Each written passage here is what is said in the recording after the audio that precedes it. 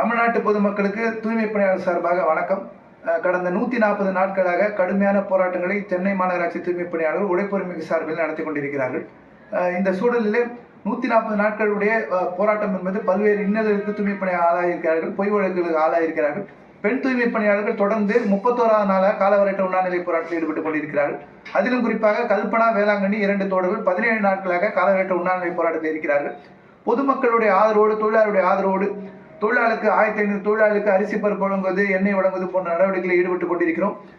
தொடர்ந்து இந்த போராட்டத்துக்கு தமிழ்நாட்டு பொதுமக்கள், மாணவர்கள், இளைஞர்கள், பெண்கள் அனைவரும் ஆதரிக்க வேண்டும் என்ற எண்ணத்தோடு நாங்கள் தொடர்ந்து போராடுவதற்கு ஆதரவாக நிதி வசூலிக்கிறோம்.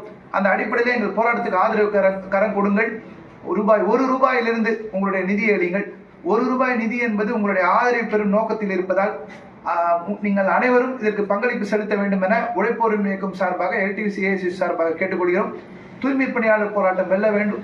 இந்த சமூக நீதி சமத்துவத்துக்கான போராட்டம் வெல்ல வேண்டும். 31/7/2025 பணி நிலைமையிலே சென்னை மாநகராட்சியின் கீழ் பணி வழங்க வேண்டும் என்று நாங்கள் தொடர்ந்து போராடி கொண்டிருக்கிறோம். பல்வேறு பொய் வழக்குகளை எல்லாம் தாண்டி, இன்னல்களை தாண்டி பெண் தூய்மை பணியாளர்கள் கடுமையாக, வீரியத்தோடு, கம்பீரமாக போராடி கொண்டிருக்கிறார்கள். இந்த செய்தியை தமிழ்நாட்டு மக்களிடத்தில் எடுத்து செல்லுங்கள். இந்த செய்தியை பகிருங்கள், ஆதரவு தாருங்கள். ₹1 நீங்கள் அளிக்கக்கூடிய நிதி என்பது நிச்சயமாக இந்த போராட்டத்துக்கு வலு சேர்ப்பதாக அமையும். உழைப்போரும் எங்கள் சார்பிலே உங்கள் அத்தனை பேரும் இந்த போராட்டம் வெல்வதற்கு ஆதரவு தருமாறு உங்கள் அனைவரையும் கேட்டுக்கொள்கிறேன். இந்த செய்தியை பகிருமாறு கேட்டுக்கொள்கிறேன். நன்றி, வணக்கம்.